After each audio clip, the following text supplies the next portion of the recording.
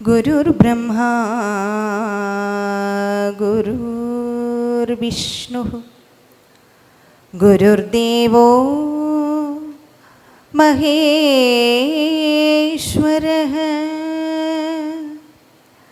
ഗുരുസാക്ഷാത് പരം ബ്രഹ്മ തസ്മൈ ശ്രീ ഗുരവേ നമഃ.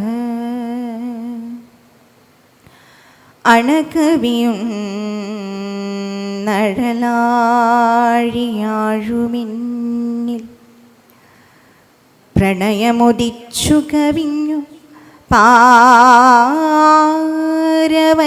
പാരവശ്യാൽ അണികരമേക്കിയണഞ്ഞിടുന്ന നാരായണ ഗുരുനായകൻ എൻ്റെ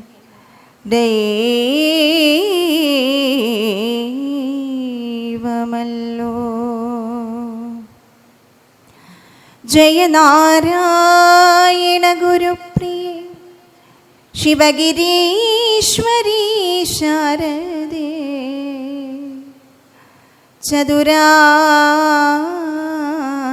ചതുരാസ്യാക്ഷി ശരചന്ദ്ര മരീചികേ.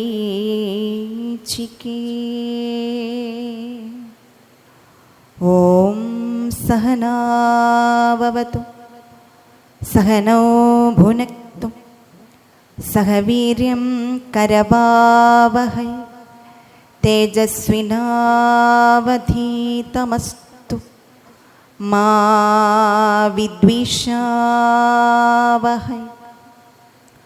ഓം ശാന്തി ശാന്തി ശാന്തി.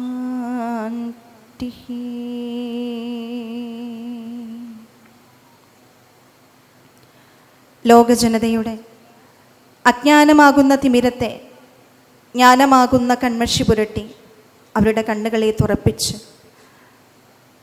അവരെ ജ്ഞാനപ്രകാശ മാർഗത്തിലേക്ക് നയിക്കുന്ന മഹാഗുരുവിൻ്റെ പാവന പാദപത്മങ്ങളിൽ കോടി കോടി മനോമലരുകൾ അർപ്പിച്ചുകൊണ്ട് ആ മഹാഗുരുവിലേക്ക് എന്നെ കൈപിടിച്ച് നയിക്കുന്ന ആചാര്യപാദങ്ങളിൽ പ്രണാമം അർപ്പിച്ചുകൊണ്ട്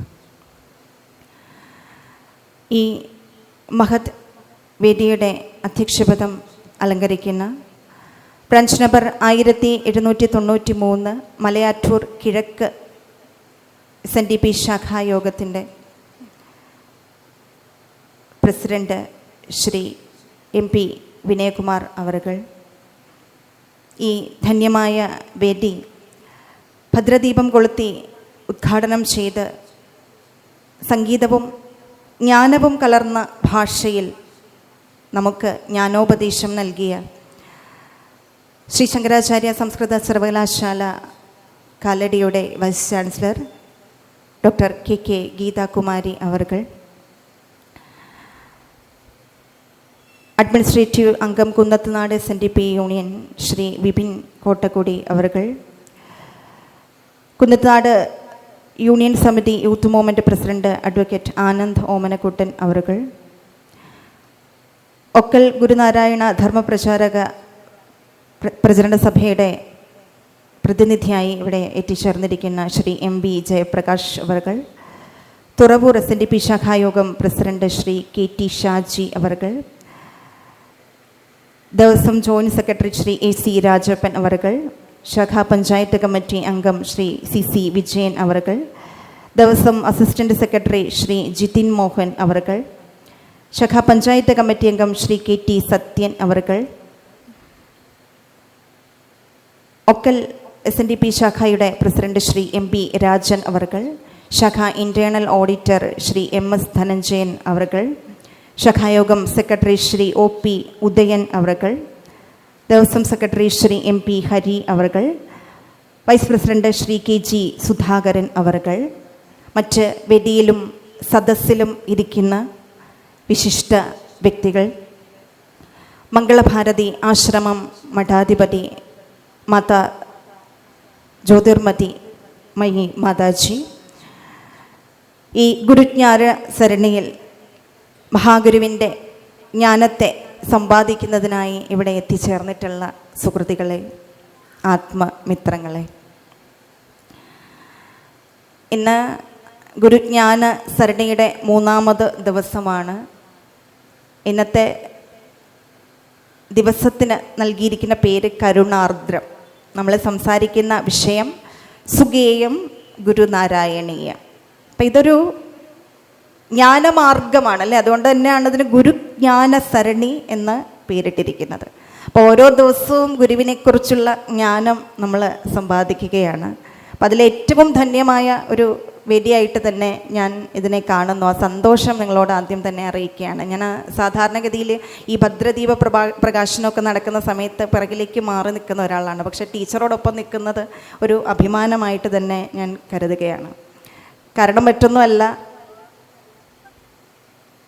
ഇന്ത്യയിൽ ശ്രേഷ്ഠ ഭാഷാ പദവി ഏറ്റവും ആദ്യം ലഭിച്ചത് തമിഴ് ഭാഷയ്ക്കാണെങ്കിൽ കൂടി ഭാരതത്തിൻ്റെ ആധ്യാത്മിക ഗ്രന്ഥങ്ങളിൽ 99% രചിക്കപ്പെട്ടിട്ടുള്ളത് സംസ്കൃത ഭാഷയിലാണ്. അപ്പം ആ ഭാഷയിൽ പാണ്ഡിത്യമുള്ള ഇത്രയും വലിയൊരു മഹാപണ്ഡിതയോടൊപ്പം നിൽക്കാനും വേദി പങ്കിടാനും ഒക്കെ സാധിച്ചത് എൻ്റെ ജീവിതത്തിലെ ഒരു പരമഭാഗ്യമായി ഞാൻ കരുതുന്നു. അതിന് അവസരമൊരുക്കി തന്ന ഈ മലയാറ്റൂർ കിഴക്ക് SNDP ശാഖായോഗത്തിൻ്റെ ഭാരവാഹികളോടുള്ള നന്ദി ഞാൻ ആദ്യം തന്നെ അറിയിക്കുകയാണ്. അപ്പോൾ സമയം വൈകിയത് കൊണ്ട് തന്നെ നമുക്ക് വിഷയത്തിലേക്ക് നേരിട്ട് കടക്കാം. നമുക്ക് ഒരു മണിക്കൂർ സമയമാണ് ഇനി നമ്മുടെ വിഷയം കൈകാര്യം ചെയ്യാനായിട്ടുള്ള സമയം. അപ്പോൾ ആ സമയത്തിനുള്ളിൽ നമുക്ക് കാര്യങ്ങൾ പറഞ്ഞു തീർക്കണം എന്നുള്ളത് കൊണ്ട് വിഷയത്തിലേക്ക് കടക്കുന്നു. അപ്പം ഇന്ന് സുഗേയം ഗുരുനാരായണീയം എന്നാണ് നമ്മുടെ ചർച്ചാ വിഷയം നമുക്ക് നൽകിയിരിക്കുന്നത്. അപ്പം ഈ സുഗേയം എന്നുള്ള വാക്ക് ഞാൻ ആദ്യമായിട്ട് കേൾക്കുന്നത് മഹാകവി വള്ളത്തോളിൽ നിന്നാണ്. അദ്ദേഹത്തിൻ്റെ ഒരു തോണിയാത്ര എന്ന കവിതയിൽ ഇപ്പോൾ ഇവിടെ സൂചിപ്പിച്ചതുപോലെ രാമായണത്തെക്കുറിച്ച് അദ്ദേഹം പ്രതിപാദിക്കുന്നുണ്ട്. അപ്പോൾ അവിടെയാണ് ഈ വാക്ക് ഞാൻ കേട്ട് പരിചയമുള്ളത്. അപ്പോഴേ എനിക്ക് തോന്നിയിരുന്നു ഈ വാക്ക് വന്നത് ചിലപ്പോൾ അവിടെ നിന്നായിരിക്കുമെന്ന്.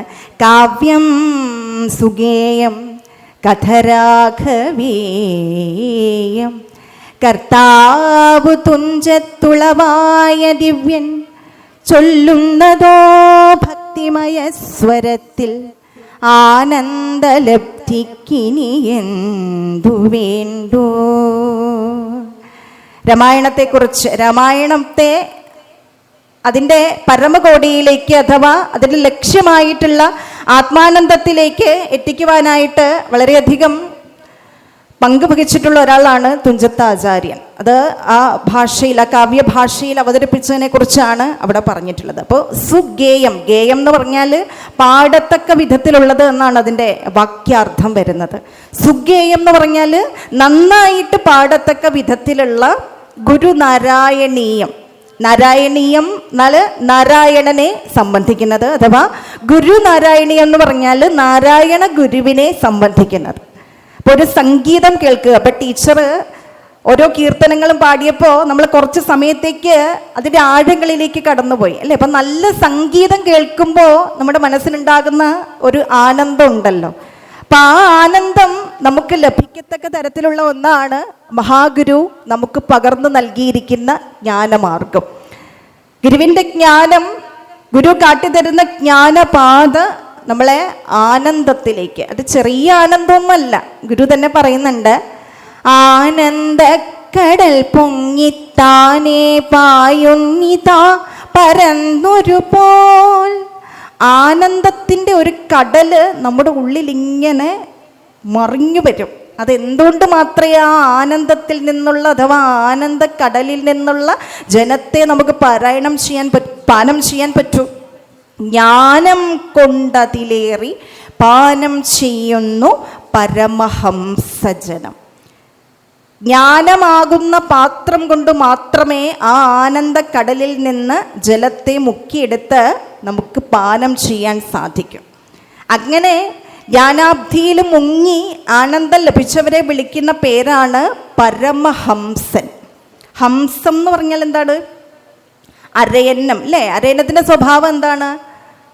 പ്രത്യേകത. പാലും വെള്ളവും കൂടെ കൂട്ടിക്കലർത്തി കൊടുത്താൽ അതിൽ നിന്ന് വെള്ളത്തെ വേർതിരിച്ചിട്ട് പാല് മാത്രം നുകരാനായിട്ടുള്ള സിദ്ധി ഒരു അരയന്നത്തിനുണ്ട് അല്ലേ, ഹംസത്തിനുണ്ട്.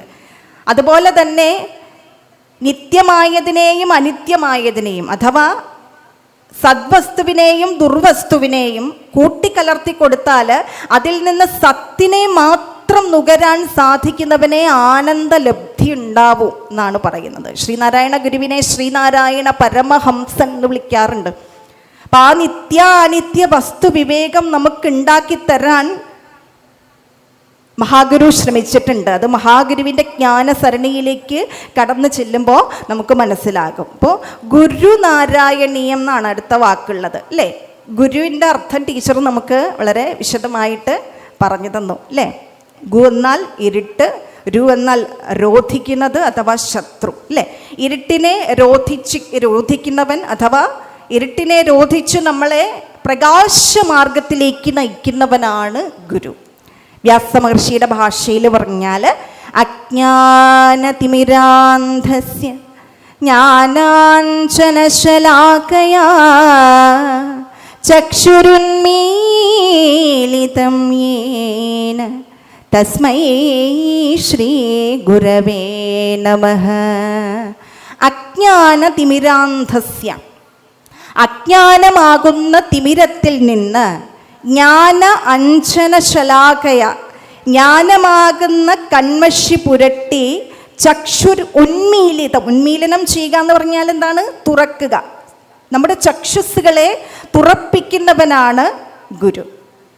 അതാണ് ഗുരു എന്നുള്ള വാക്കിൻ്റെ അർത്ഥം. ഇനി ആ ഗുരുവിൻ്റെ പേര് നാരായണൻ എന്നാണ്.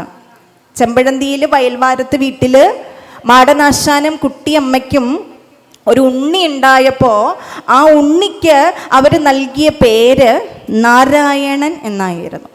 നാനാർത്ഥങ്ങളുള്ളൊരു വാക്കാണ് നാരായണൻ.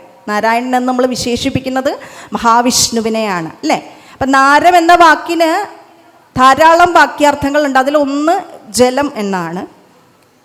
ഇനി മറ്റൊരർത്ഥമുള്ളത് നരധർമ്മം എന്നാണ്. നര എന്ന വാക്കിന് നമ്മൾ ശബ്ദധാരാവലിയിൽ അർത്ഥം നോക്കിയാൽ ധാരാളം അർത്ഥങ്ങളുണ്ട്. അപ്പോൾ അതിലൊന്നാണ് നാരം എന്ന വാക്കിൻ്റെ അർത്ഥം നരധർമ്മം. അയനം, അയനം എന്നുള്ള വാക്കിൻ്റെ അർത്ഥം എന്താണ്? അയനം, രാമായണം, രാമനിലേക്കുള്ള അയനം. എന്താ അതിനർത്ഥം? രാമനിലേക്കുള്ള യാത്ര, മാർഗം എന്നൊക്കെയാണ് അല്ലേ. അപ്പം അയനം എന്നുള്ള വാക്കിന് യാത്ര എന്നോ മാർഗമെന്നോ ഒക്കെയാണ് അർത്ഥം. മറ്റൊരു അർത്ഥമുള്ളത് ശക്തി എന്നൊരർത്ഥമുണ്ട്,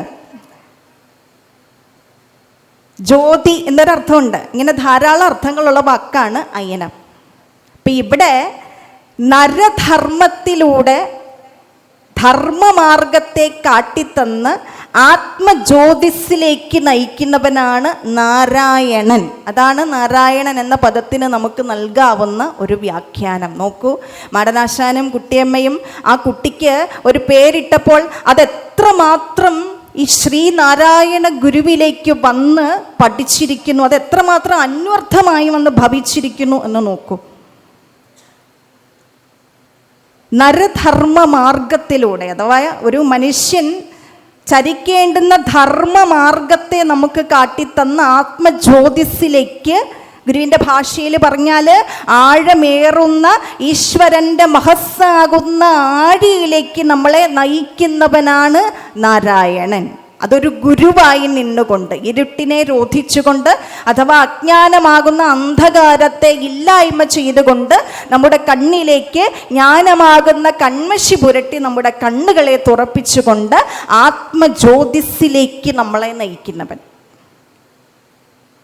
ഗുരുവിൻ്റെ കഥ സുഗേയമാണെന്ന് പറഞ്ഞു അല്ലേ? അപ്പോൾ ഗുരുവിനെ കുറിച്ചും ഗുരുവിൻ്റെ ചരിത്രത്തെക്കുറിച്ചും ഗുരുവിൻ്റെ മഹത്വത്തെക്കുറിച്ചും ഗുരുവിൻ്റെ ദർശനത്തെക്കുറിച്ചുമൊക്കെ ധാരാളം കവികൾ പാടി അവതരിപ്പിച്ചു തന്നിട്ടുണ്ട്.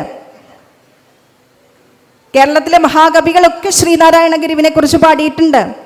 അതിലേറ്റവും ലളിതമായിട്ട് ശ്രീനാരായണ ഗുരുവിനെ നമുക്ക് അവതരിപ്പിച്ചു തന്നത് ഗുരുവിൻ്റെ ഗൃഹസ്ഥ ശിഷ്യനും ശ്രീനാരായണ ധർമ്മ പരിപാലന യോഗത്തിൻ്റെ പ്രഥമ ജനറൽ സെക്രട്ടറിയും ഒക്കെ ആയിരുന്ന മഹാകവി എൻ കുമാരനാശാനാണ് അല്ലേ? നാരായണമൂർത്തേ ഗുരുനാരായണമൂർത്തേ, നാരായണമൂർത്തേ ഗുരുനാരായണമൂർത്തേ, ഇങ്ങനെ നമ്മൾ പാടാറുണ്ട് അല്ലേ?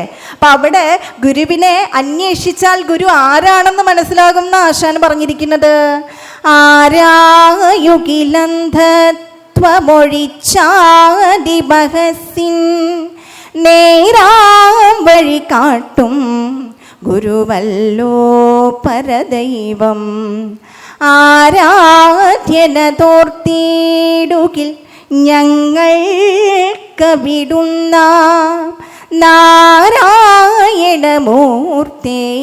ഗുരുനാരായണമൂർത്തേ.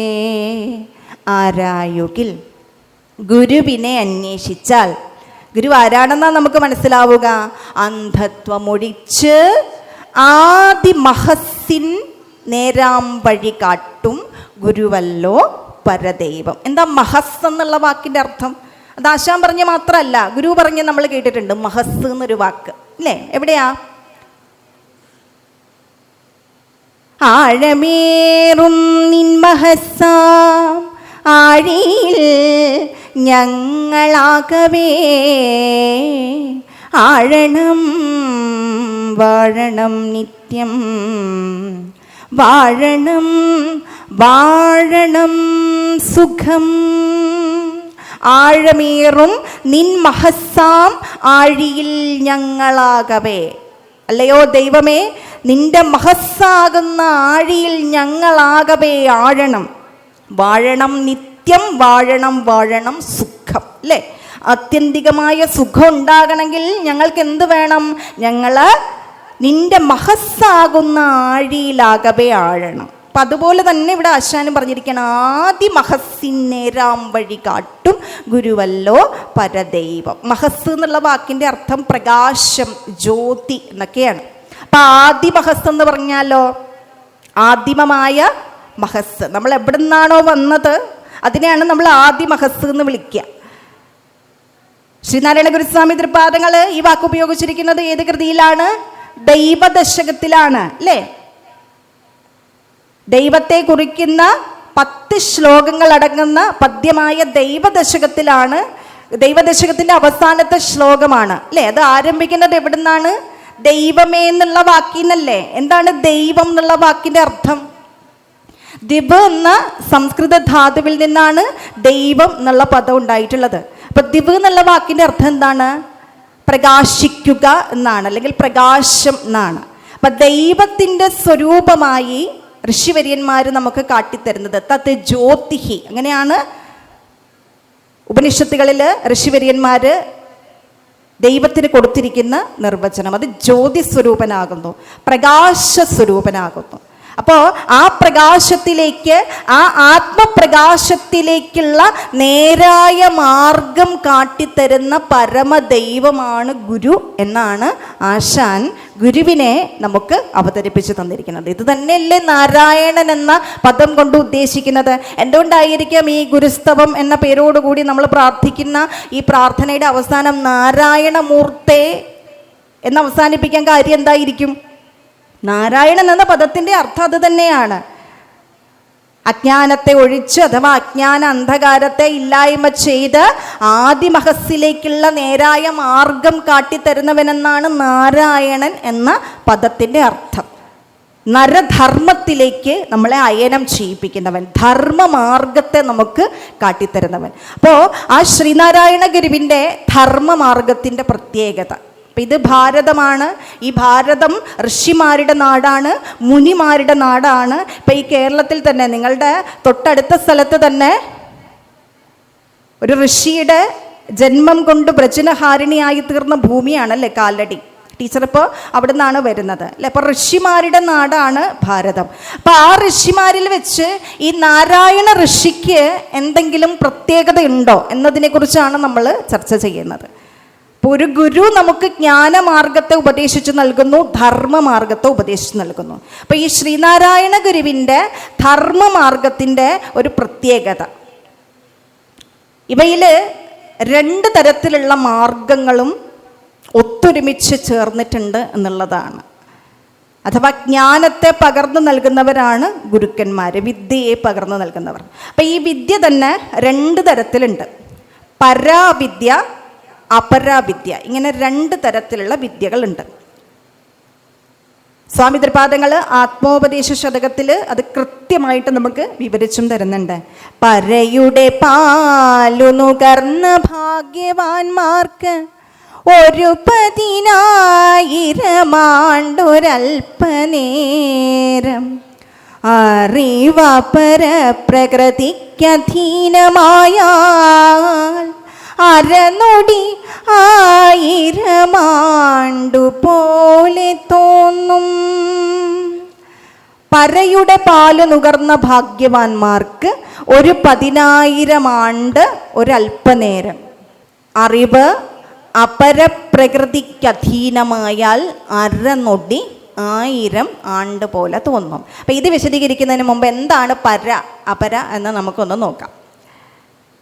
അപരാവിദ്യ എന്ന് പറഞ്ഞാൽ അത് ഭൗതിക വിദ്യ. നമ്മൾ സ്കൂളിലൊക്കെ പോയി പഠിക്കുന്ന വിദ്യ ഉണ്ടല്ലോ, ഫിസിക്സ്, കെമിസ്ട്രി, ബയോളജി, മാത്തമാറ്റിക്സ്, ഇതൊക്കെ ഏതിൽ പെടുന്നതാണ്?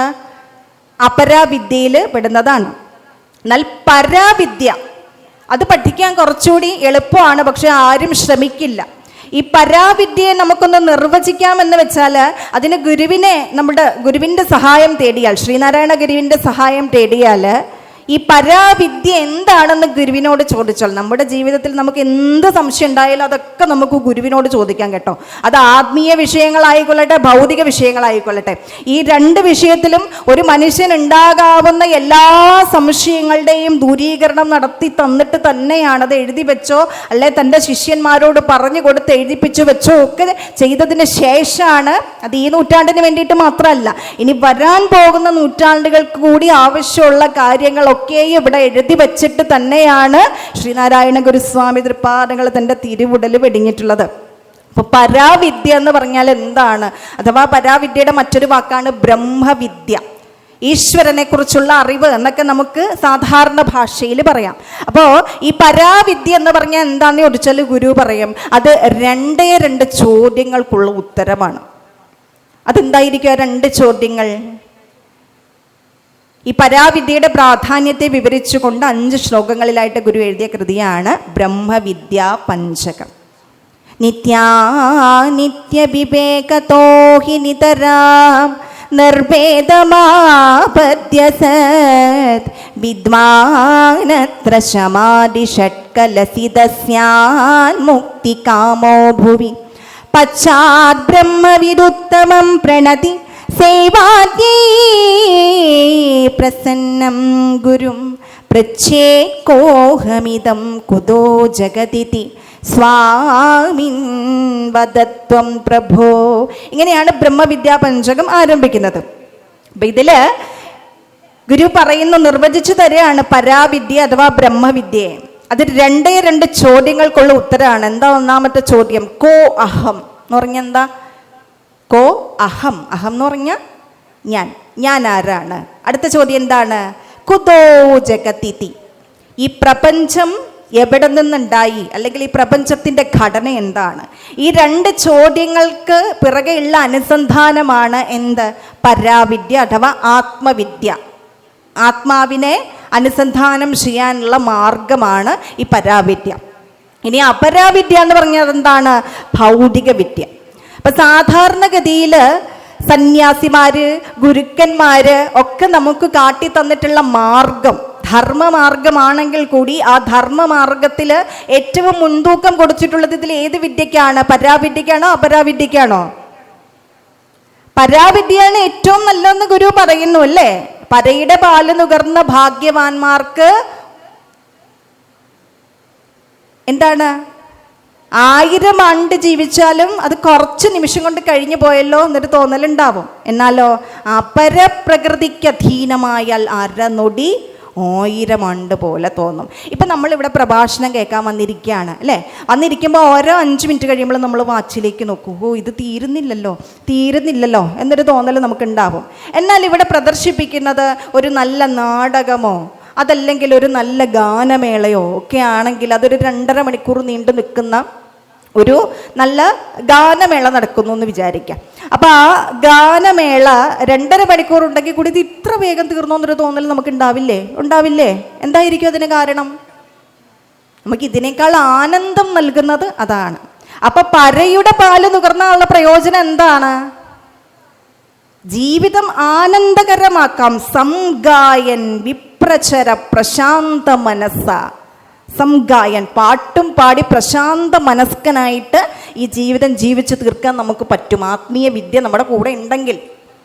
എന്നാലോ അപരപ്രകൃതിക്ക് മാത്രം അധീനമായി പോയാൽ, ഭൗതികതയ്ക്ക് പിന്നാലെ മാത്രം നമ്മൾ സന്ദർശിച്ചു പോയാൽ, അല്ലെങ്കിൽ അതിനെ മാത്രം പിന്തുടർന്ന് പോയാൽ എന്താ പറ്റുക? അരനൊടി 1000 ആണ്ട് പോലെ തോന്നും. ഈ ജീവിത നൗക എത്ര തുഴഞ്ഞാലും ഇത് എത്തുന്നില്ലല്ലോ, ഇത് കരക്കെത്തുന്നില്ലല്ലോ എന്നുള്ളൊരു തോന്നലായിരിക്കും അല്ലേ? ജീവിതം വളരെ ദുർഘടമായിരിക്കും. അപ്പം ഇതിൽ സാധാരണഗതിയിൽ സന്യാസി വര്യന്മാരൊക്കെ നമുക്ക് പറഞ്ഞു തരാറുള്ളത് ഈ പരാവിദ്യയെ സ്വായത്തമാക്കാനുള്ള മാർഗമാണ് അല്ലേ? ശ്രീനാരായണ ഗുരുവിൻ്റെ ധർമ്മമാർഗത്തിൻ്റെ പ്രത്യേകത പരാവിദ്യയ്ക്ക് പ്രാധാന്യമുള്ളതുപോലെ തന്നെ അപരാവിദ്യയ്ക്കും പ്രാധാന്യം കൊടുത്തുകൊണ്ട് ഈ അപര വിദ്യകളുടെ സമ്മോഹനമായ സമ്മേളനത്തിലൂടെ മാത്രമേ നമ്മുടെ ജീവിതത്തെ നമുക്ക് ഈ ആദിമഹസ്സിലേക്ക് എത്തിക്കാൻ സാധിക്കൂ എന്ന തരത്തിലുള്ള ഒരു ജ്ഞാനമാർഗമാണ് ഗുരു നമുക്ക് പ്രദാനം ചെയ്തിട്ടുള്ളത്. അപ്പം ശ്രീനാരായണ ഗുരുവിൻ്റെ പ്രത്യേകത എന്താ? ആത്മീയതയ്ക്ക് പ്രാധാന്യം കൊടുത്തിട്ടുള്ളത് പോലെ തന്നെ ഭൗതികതയ്ക്ക് കൂടി പ്രാധാന്യം കൊടുത്തുകൊണ്ടുള്ള ഒരു ജ്ഞാന സരണിയാണ് ശ്രീനാരായണ ഗുരു എന്ന മഹാഗുരു നമുക്ക് വിഭാവനം ചെയ്ത് തന്നിട്ടുള്ളത്. എവിടെയാണ് ഈ ഭൗതികതയെക്കുറിച്ച് ഗുരു പറഞ്ഞിട്ടുള്ളത്? ഒരു മനുഷ്യന്റെ അഭിവൃദ്ധിക്ക് വേണ്ടുന്ന സകല കാര്യങ്ങളും ഗുരു നമുക്ക് ചെയ്തു തന്നിട്ടുണ്ട്. അതിൽ ഏറ്റവും പ്രധാനപ്പെട്ട ഒന്ന് തന്നെയാണ് ശ്രീനാരായണ ധർമ്മ പരിപാലന യോഗം എന്ന മഹാസംഘടന അല്ലേ? ആ സംഘടനയ്ക്ക് കീഴിൽ അണിനിരുന്ന് ഇരിക്കുന്നവര് ധാരാളം ആളുകളുണ്ട് അല്ലേ? അപ്പൊ ശ്രീനാരായണ ഗുരു ശ്രീനാരായണ ധർമ്മ പരിപാലന യോഗം എന്നൊരു സംഘടന നമുക്ക് സ്ഥാപിച്ചു തന്നു. ആ സംഘടനയുടെ ഉദ്ദേശ്യമായിട്ട് SNDP യോഗത്തിൻ്റെ രജിസ്ട്രേഷൻ സർട്ടിഫിക്കറ്റിൽ രേഖപ്പെടുത്തി വച്ചിരിക്കുന്നത് ഇപ്രകാരമാണ്: വൈദികവും ഭൗതികവുമായ വിദ്യയും അതോടൊപ്പം തന്നെ വ്യാവസായിക വൽക്കരണവും ചേർത്ത് വെച്ചുകൊണ്ട് ജനങ്ങളെ ഉദ്ബുദ്ധരാക്കുക. ശ്രീനാരായണ ധർമ്മ പരിപാലന യോഗത്തിൻ്റെ ഉദ്ദേശ്യ ലക്ഷ്യങ്ങളിൽ ശ്രീനാരായണ ഗുരു പറഞ്ഞിട്ടുള്ള ഏറ്റവും പ്രധാനപ്പെട്ട ഒരു കാര്യമാണ്. SNDP യോഗത്തിൻ്റെ രജിസ്ട്രേഷൻ സർട്ടിഫിക്കറ്റിൽ രേഖപ്പെടുത്തി വെച്ചിട്ടുള്ളതാണ്. പിന്നീട് ഈ ശ്രീനാരായണ ധർമ്മ പരിപാലന യോഗവുമായിട്ട് ബന്ധപ്പെട്ട് കുറച്ച് ധർമ്മപ്രചാരകരെ, അഥവാ ധർമ്മം പ്രചരിപ്പിക്കാൻ വേണ്ടിയിട്ട് കുറച്ച് ആളുകളെ സെലക്ട് ചെയ്തിട്ട് ഗുരു അവരെ നിയോഗിച്ചിരുന്നു. അവിടെയും ഭൗതിക വിദ്യയ്ക്ക് വേണ്ടുന്ന കൃഷി, കച്ചവടം, കൈത്തൊഴിൽ, ശാസ്ത്ര സാങ്കേതിക വിദ്യ തുടങ്ങിയ വിഷയങ്ങളെക്കുറിച്ച് ആളുകളിൽ അവബോധം ഉണ്ടാകത്തക്ക രീതിയിൽ സംസാരിക്കണം എന്നാണ് ഈ പ്രഭാഷകർക്ക് അഥവാ ഈ ഗുരു ധർമ്മ പ്രചാരകർക്ക് ശ്രീനാരായണ ഗുരുസ്വാമി തൃപ്പാദങ്ങൾ അയച്ചു കൊടുത്ത സർക്കുലറിൽ രേഖപ്പെടുത്തി വെച്ചിട്ടുള്ളത്. കാരണം നമ്മൾ ജീവിക്കുന്നത് ഇനി ഭൗതിക അന്തരീക്ഷത്തിലാണ് അല്ലേ? അപ്പൊ ഈ ഭൗതിക അന്തരീക്ഷത്തിൽ ഒരു ഗൃഹസ്ഥാശ്രമിയെ സംബന്ധിച്ചിടത്തോളം, സന്യാസിമാരുടെ മാർഗമല്ല, മറിച്ച് ഗൃഹസ്ഥാശ്രമിയെ സംബന്ധിച്ചിടത്തോളം ഒരു കടലിലേക്ക് നമ്മളെ പിടിച്ചിട്ടാൽ അവിടെ നമുക്ക് ഏറ്റവും ആവശ്യം നീന്തലറിഞ്ഞിരിക്കുക എന്നതാണ് എന്ന് പറയുന്നത് പോലെ തന്നെ ഭൗതികത വളരെ പ്രാധാന്യമർഹിക്കുന്ന ഒരു കാര്യമാണ്. സാധാരണഗതിയിൽ ഒരു തീർത്ഥാടനം എന്നൊക്കെ കേൾക്കുമ്പോൾ നമ്മുടെ മനസ്സിലേക്ക് കടന്നു വരുന്നത് ഒരു ആത്മീയ അടനമാണ് അല്ലെ, ഒരു ആത്മീയ യാത്രയാണ്. തീർത്ഥം എന്ന് പറഞ്ഞാൽ എന്താണ്? പുണ്യപുരുഷന്മാരുടെ പദങ്ങൾ പതിഞ്ഞ ഭൂമിയെ നമ്മൾ തീർത്ഥം എന്ന് വിളിക്കും അല്ലേ? അപ്പൊ ആ തീർത്ഥത്തിലേക്കുള്ള ഒരു അടനം എന്ന് പറയുമ്പോൾ അതൊരു ആത്മീയതയ്ക്ക് വേണ്ടിയിട്ടുള്ള മാത്രം ഒരു അടനമായിട്ടും ഒരു യാത്രയായിട്ടുമാണ് നമ്മുടെ സങ്കല്പത്തിലേക്ക് തീർത്ഥാടനം എന്ന വാക്ക് കടന്നു വരിക. ഇനി ശിവഗിരി തീർത്ഥാടന കാലഘട്ടം, 92ാമത് ശിവഗിരി തീർത്ഥാടന കാലഘട്ടം സമാഗതമായിരിക്കുകയാണ്. അപ്പൊ ഈ ശിവഗിരി തീർത്ഥാടന ലക്ഷ്യങ്ങളായിട്ട് ശ്രീനാരായണ ഗുരുസ്വാമി തൃപ്പാദങ്ങൾ കൽപ്പിച്ചിട്ടുള്ള 8 കാര്യങ്ങൾ എന്തൊക്കെയാ? വിദ്യാഭ്യാസം, ശുചിത്വം, ഈശ്വരഭക്തി, സംഘടന, കൃഷി, കച്ചവടം, കൈത്തൊഴിൽ, ശാസ്ത്ര സാങ്കേതിക വിദ്യ.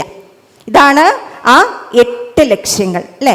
അപ്പൊ ഇതിൽ ഒരിടത്ത് മാത്രമേ ഈശ്വരഭക്തി കടന്നു വന്നിട്ടുള്ളൂ. ബാക്കിയൊക്കെ എന്തിനു വേണ്ടിയുള്ളതാണ്?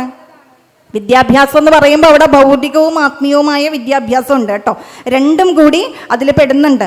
ബാക്കി വരുന്നതൊക്കെ എന്തിനു വേണ്ടിയുള്ളതാ? മനുഷ്യന്റെ ഭൗതിക അഭിവൃദ്ധിക്ക് വേണ്ടിയിട്ടുള്ളതാണ്. ഒരു മനുഷ്യന് ജീവിക്കണം എന്നുണ്ടെങ്കിൽ തീർച്ചയായിട്ടും ധർമ്മത്തിൽ അധിഷ്ഠിതമായി ജീവിക്കണം എന്നുണ്ടെങ്കിൽ അത്യന്താപേക്ഷിതമായിട്ട് വേണ്ട കാര്യം എന്ത് തന്നെയാണ്? മനുഷ്യ സമൂഹത്തിന് അഭിവൃദ്ധി കൈവരിക്കണം എന്നുണ്ടെങ്കിൽ ധർമ്മം, അർത്ഥം, കാമം, മോക്ഷം, ഇങ്ങനെയല്ലേ പുരുഷാർത്ഥങ്ങളെ കുറിച്ച് നമ്മൾ പറയാം. അപ്പൊ ധർമ്മത്തിൽ അധിഷ്ഠിതമായി ജീവിക്കണമെങ്കിൽ അർത്ഥം നമുക്ക് ആവശ്യമാണ്, ധനം നമുക്ക് ആവശ്യമല്ലേ? അപ്പൊ ആ ധനസമ്പാദന മാർഗങ്ങൾ എന്ന തരത്തിലാണ് കൃഷി, കച്ചവടം, കൈത്തൊഴിൽ, ശാസ്ത്ര സാങ്കേതിക വിദ്യ എന്നിങ്ങനെ 4 കാര്യങ്ങൾ പ്രത്യേകമായിട്ട് ഗുരു ഉപദേശിച്ചു തന്നിട്ടുള്ളത്. അപ്പൊ യൂറോപ്യന്മാരുടെ ആണ്ടുപിറപ്പായ ജനുവരി 1-ാം തീയതിയാണ് ശിവഗിരി തീർത്ഥാടനത്തിന് വേണ്ടിയിട്ട് ശ്രീനാരായണ ഗുരുസ്വാമി തൃപ്പാദങ്ങൾ നിർദ്ദേശിച്ചിട്ടുള്ളത്. അപ്പൊ ആ ദിവസം അവിടുത്തെ തീർത്ഥാടന വേദിയിലെ പന്തലില് ഈ 8 വിഷയങ്ങളിൽ പ്രാഗൽഭ്യമുള്ള ആളുകൾ വന്ന് സംസാരിക്കണം, അത് നമ്മൾ കേൾക്കണം. അത് ഈ 1-ാം തീയതി തന്നെ, ജനുവരി 1-ന് തന്നെ വെച്ചതിൻ്റെ കാര്യം എന്തായിരിക്കും? നമ്മൾ പ്രധാനപ്പെട്ട തീരുമാനങ്ങളൊക്കെ എടുക്കുന്നത് ഇന്ന് തൊട്ട് ഞാൻ വെളുപ്പിന് 4 മണിക്ക് എണീക്കും, ഇന്ന് തൊട്ട് എൻ്റെ കാര്യങ്ങളെല്ലാം വളരെ കൃത്യമായിട്ട് പോകും, എല്ലാ ദിവസവും ഞാൻ വ്യായാമം ചെയ്യും, അങ്ങനെ കുറേ അധികം തീരുമാനങ്ങൾ നമ്മൾ എടുക്കുന്ന ഒരു ദിവസം ഏതാ? ജനുവരി 1 അല്ലേ? എത്ര തീരുമാനങ്ങളാണ് നമ്മൾ എടുക്കുന്നതല്ലേ ജനുവരി 1-ാം തീയതി. അത് കഴിഞ്ഞ് പിന്നെ ഒരു 2-ാം തീയതി ആകുമ്പോൾ അതിന് കുറച്ചൊരയവ് വരും, പിന്നെ അതൊരു 8-10-ാം തീയതി ഒക്കെ ആകുമ്പോഴേക്കും again Shankaran is on the coconut tree, അങ്ങനെ ആവില്ലേ നമ്മൾ? അപ്പോൾ പ്രധാനപ്പെട്ട തീരുമാനങ്ങൾ എടുക്കുന്നത് ഈ ജനുവരി 1-നായത് കൊണ്ട് ഓരോ വർഷവും കാലചക്രം മുന്നോട്ട് ചരിക്കുമ്പോൾ അതിലെ ഓരോ വർഷവും പുതിയ പുതിയ ആശയങ്ങൾ ഈ വിഷയത്തിൽ നമുക്ക് ഉണ്ടാവണം. അതിനുവേണ്ടിയാണ് ഇതെല്ലാ വർഷവും ചെയ്യാൻ പറഞ്ഞിരിക്കുന്നത്. അപ്പം ആത്മീയമായ അറിവ് നേടുന്നതിനോടൊപ്പം നമ്മുടെ ഭൗതിക ജീവിതത്തെ കരുപ്പിടിപ്പിക്കാനുള്ള കാര്യങ്ങൾ കൂടി ഒരു മനുഷ്യൻ ആവശ്യമാണെന്ന് പറഞ്ഞു തന്ന ഗുരുക്കന്മാർ വളരെ വിരളമല്ലേ? അതാണ് ശ്രീനാരായണ ഗുരു എന്ന ഗുരുവിൻ്റെ ഒരു പ്രധാനപ്പെട്ട പ്രത്യേകതയായിട്ട് നമുക്ക് എടുത്തു കാട്ടാനുള്ളത്. ശിവഗിരിയിൽ ഒരു സംസ്കൃത പാഠശാല ഉണ്ടായിരുന്നു. ശിവഗിരിയിൽ മാത്രമല്ല, ഗുരുവിൻ്റെ കർമ്മമണ്ഡലങ്ങളിലൊക്കെ ഗുരു വിദ്യാഭ്യാസ സ്ഥാപനങ്ങൾ സ്ഥാപിച്ചിരുന്നു. ആലുവയിലുണ്ടായിരുന്നു സംസ്കൃത പാഠശാല. അപ്പോൾ ഈ ശിവഗിരിയിലെ സംസ്കൃത പാഠശാലയുമായിട്ട് ബന്ധപ്പെട്ട് തൃപ്പാദങ്ങൾ പ്രവർത്തിച്ചുകൊണ്ടിരിക്കുന്ന സമയത്ത് ശിവഗിരിയിൽ തമിഴ്നാട്ടിൽ നിന്നും ഒരു പ്രസിദ്ധനായിട്ടുള്ള ധനികൻ ഗുരുവിനെ കാണാനായിട്ട് വന്നു. അപ്പം അദ്ദേഹം തൻ്റെ ധനത്തിൻ്റെ ഒരു ഭാഗം ഈ മഠത്തിന് വേണ്ടി ഏതെങ്കിലും തരത്തിൽ സംഭാവന നൽകുക എന്നൊരു ഉദ്ദേശത്തോടു കൂടിയാണ് എത്തിച്ചേർന്നത്. അപ്പം അദ്ദേഹത്തോട് ശ്രീനാരായണ ഗുരുസ്വാമി തൃപ്പാദങ്ങൾ ആവശ്യപ്പെട്ട ഒരു കാര്യം, ഈ സംസ്കൃത പാഠശാലയിലെ കുട്ടികൾക്ക് മെക്കാനിസവും അതോടൊപ്പം തന്നെ ശാസ്ത്രീയമായ കൃഷി രീതികളെക്കുറിച്ചും പഠിപ്പിക്കുവാനായിട്ട് പ്രഗത്ഭരായ കുറച്ച് ആളുകളെ നിങ്ങളുടെ നാട്ടിൽ നിന്നും എനിക്ക് എത്തിച്ചു നൽകണം എന്നൊരാവശ്യമാണ് ഗുരു വന്ന് അദ്ദേഹത്തിൻ്റെ മുന്നിൽ വെച്ചത്. അതിൻ്റെ ഫലമായിട്ട് തമിഴ്നാട്ടിൽ നിന്ന് തന്നെ ഈ മെക്കാനിസവും അതോടൊപ്പം തന്നെ ശാസ്ത്രീയമായ കൃഷി രീതികളെക്കുറിച്ചും ശാസ്ത്രീയ കൃഷിയെക്കുറിച്ചുമൊക്കെ പഠിക്കുവാനായിട്ട് ആളുകൾ അവിടെ എത്തി. ഈ ശിവഗിരിയിലെ സംസ്കൃത പാഠശാലയിൽ ഇത് പഠിപ്പിച്ചു പോരുന്ന ഒരു സമ്പ്രദായം ഉണ്ടായിരുന്നു. നമ്മൾ ഈ തൊഴിലധിഷ്ഠിത വിദ്യാഭ്യാസത്തെ നമ്മുടെ വിദ്യാഭ്യാസ സമ്പ്രദായത്തിനുള്ളിൽ, വിദ്യാഭ്യാസ രീതിക്കുള്ളിലേക്ക് ചേർത്ത് വെച്ചത് എന്നാണ്? ഏതാണ്ട് 1967 ഇങ്ങനെ ഒരു ആശയം വിദ്യാഭ്യാസത്തെക്കുറിച്ച്, ഇന്ത്യയിലെ വിദ്യാഭ്യാസത്തെക്കുറിച്ച് പഠിക്കുവാനായിട്ട് നമ്മൾ നിയോഗിച്ച ഡോക്ടർ TS കോത്താരി കമ്മീഷൻ മുന്നിലേക്ക് വെച്ചത് അല്ലേ. തൊഴിലധിഷ്ഠിത വിദ്യാഭ്യാസം എന്നൊരു ആശയം അന്നാണ് വന്നത് 1967. പിന്നെ അത് പ്രാവർത്തികമാക്കാൻ വീണ്ടും കുറച്ചധികം നാളുകൾ വേണ്ടി വന്നു. അദ്ദേഹം പറഞ്ഞ ആശയം വളരെ നല്ലതായിരുന്നു. ഇന്ത്യയുടെ ഭാവി നിർണ്ണയിക്കുന്നത് നമ്മുടെ ഇന്ത്യയിലെ ക്ലാസ് മുറികളാണെന്നാണ് ഡോക്ടർ TS കോത്താരി അന്ന് അഭിപ്രായപ്പെട്ടത്. എന്നാൽ അതിനും എത്രയോ വർഷങ്ങൾക്ക് മുൻപ് ഈ തൊഴിലധിഷ്ഠിത വിദ്യാഭ്യാസം എന്നൊരാശയം ക്രാന്തദർശിയായ ശ്രീനാരായണ ഗുരു മുന്നോട്ട് വെച്ചു.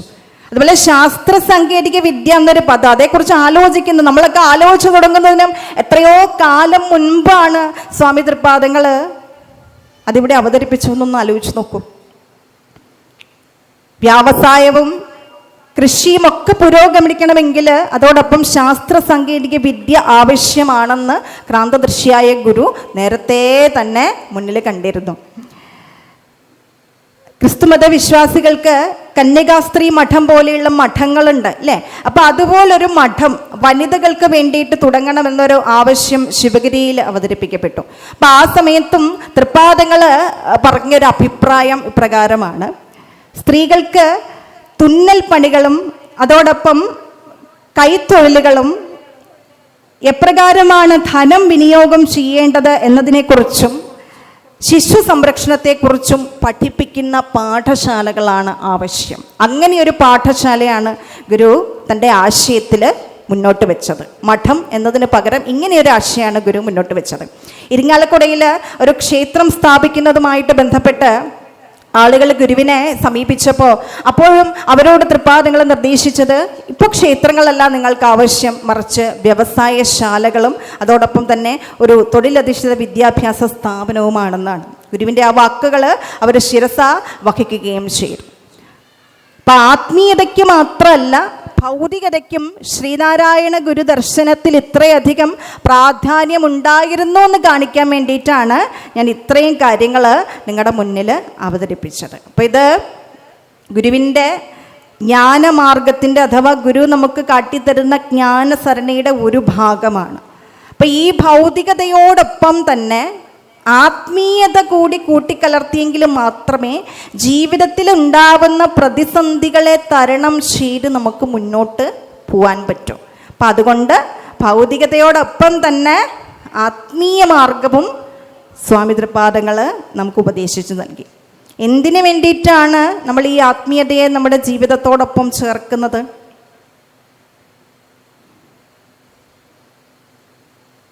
ഭൗതികമായ വിദ്യാഭ്യാസം നേടി ഇന്നത്തെ തലമുറയ്ക്ക് ഭൗതിക വിദ്യാഭ്യാസം കുറവൊന്നുമില്ല. ഇപ്പോൾ ഇവിടെ ഇരിക്കുന്നതിൽ ഒരു 99% ആളുകളും അഭ്യസ്തവിദ്യരായിട്ടുള്ള ആളുകൾ തന്നെയാണ്.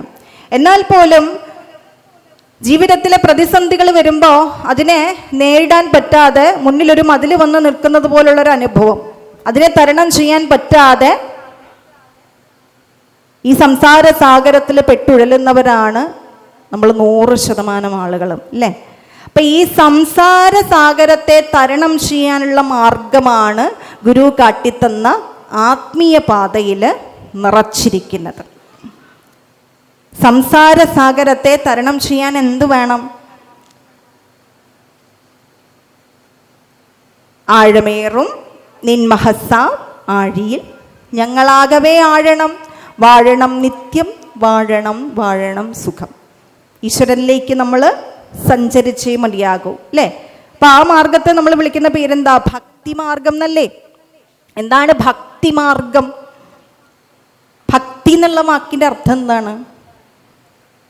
ഒരാളൊരു നല്ല ഭക്തനാണ് എന്ന് നമ്മൾ പറയണമെന്നുണ്ടെങ്കിൽ അയാൾക്ക് വേണ്ടുന്ന യോഗ്യതകൾ എന്തൊക്കെയായിരിക്കണം? 2 നേരവും കുളിക്കണം, വിളക്ക് കൊളുത്തണം, ക്ഷേത്രത്തിൽ പോകണം, ഈശ്വര മന്ത്രം ഉരുവിടണം. ഇതൊക്കെ ചെയ്താൽ ഒരാളൊരു നല്ല ഭക്തനാകുമോ? ആകുമോ? ഈ ഭക്തി കൊണ്ടൊക്കെ നമ്മുടെ ജീവിതത്തിലെ ദുഃഖക്കടലിനെ തരണം ചെയ്യാൻ നമുക്ക് ആർക്കെങ്കിലും പറ്റിയിട്ടുണ്ടോ? പൂർണ്ണമായിട്ട് തരണം ചെയ്യാൻ പറ്റിയിട്ടുണ്ടോ? എന്തായിരിക്കും അതിന് കാരണം? നമ്മൾ ഭക്തി എന്ന് കരുതുന്നതല്ല യഥാർത്ഥ ഭക്തി എന്നുള്ളതുകൊണ്ട് തന്നെയല്ലേ? അത് തന്നെയാണ് അതിൻ്റെ കാരണം. അപ്പം ഈ ഭക്തിക്ക് ശ്രീനാരായണ ഗുരുസ്വാമി തൃപാദങ്ങൾ ഒരു നല്ല നിർവചനം നൽകിയിട്ടുണ്ട്. തൻ്റെ ദർശനമാല എന്ന കൃതിയിലെ ഭക്തി ദർശനം എന്ന ഭാഗത്ത് ഗുരു ഭക്തിക്ക് നൽകുന്ന നിർവചനം ഇങ്ങനെയാണ്: ഭക്തിരാത്മാനുസന്ധാനം. ആത്മാവിനെ അനുസന്ധാനം ചെയ്യലാണ് ഭക്തി. ആത്മാവിനെ അനുസന്ധാനം ചെയ്യുക. അനുസന്ധാനം ചെയ്യുക എന്നുള്ള വാക്കിന്റെ അർത്ഥം പിന്തുടരുക. ആത്മാവിനെ പിന്തുടരലാണ് എന്ത്? ഭക്തി എന്ന് പറയുന്നത്. ആത്മാവ് എവിടെ ഇരിക്കുന്നത്?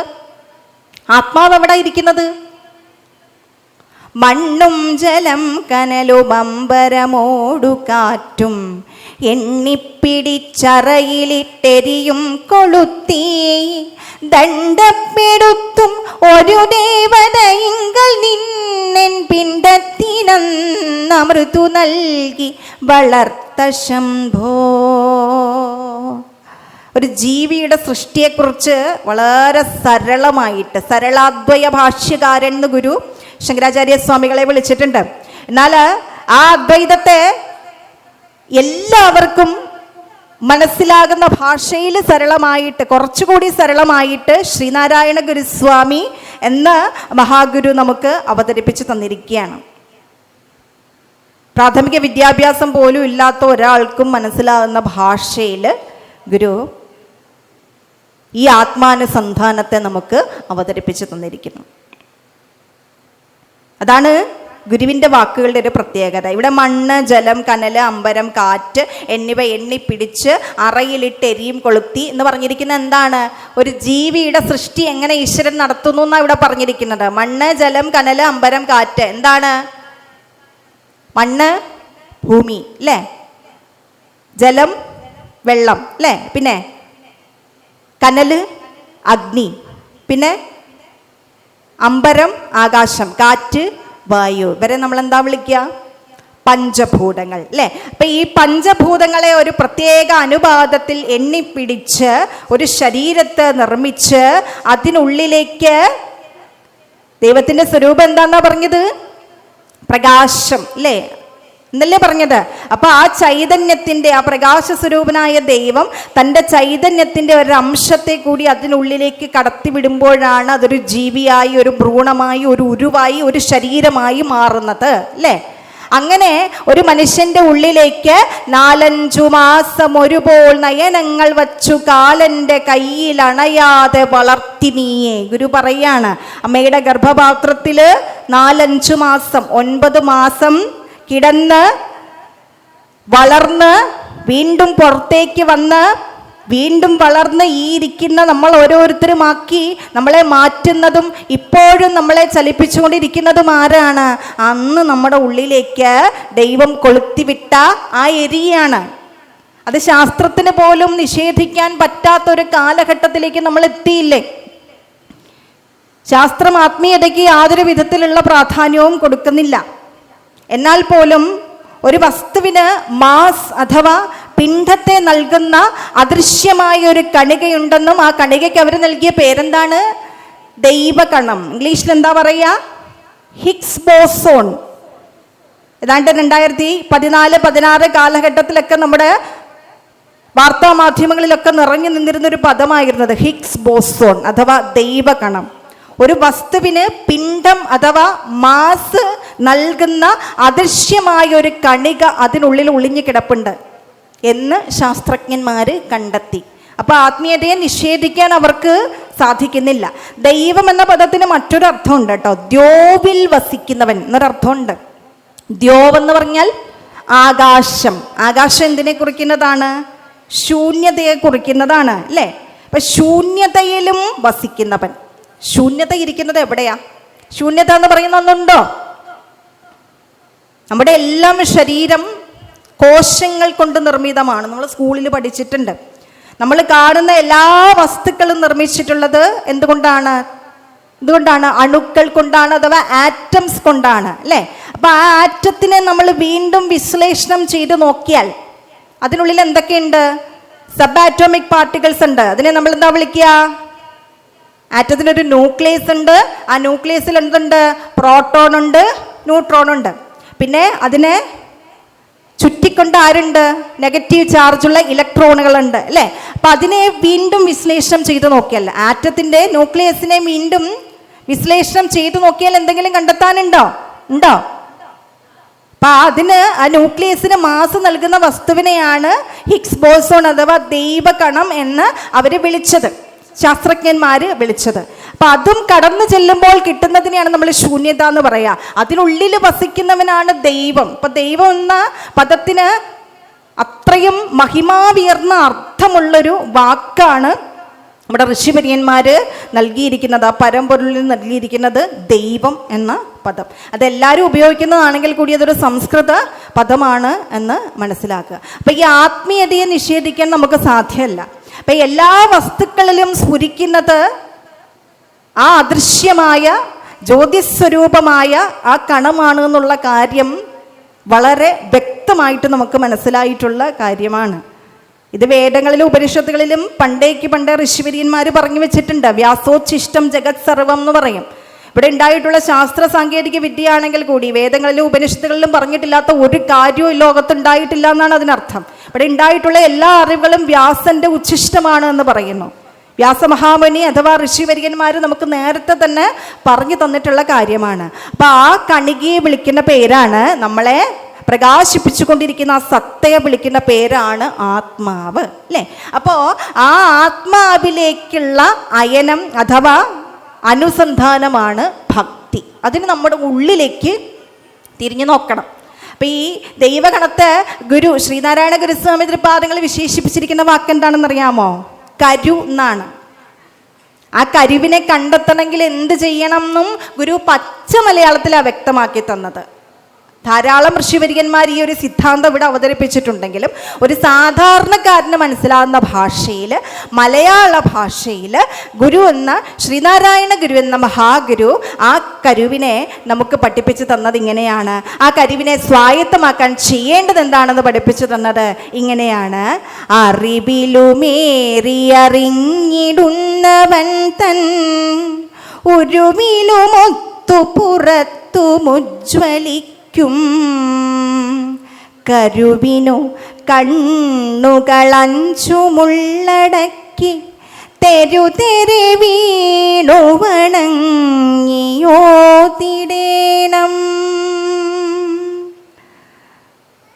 അറിവിലും ഏറി അറിഞ്ഞിടുന്നവൻ എന്ന് പറഞ്ഞാൽ, അറിവിലും ഏറിയ അറിവെന്ന് പറഞ്ഞാൽ എന്താ അതുകൊണ്ട് ഉദ്ദേശിക്കുന്നത്?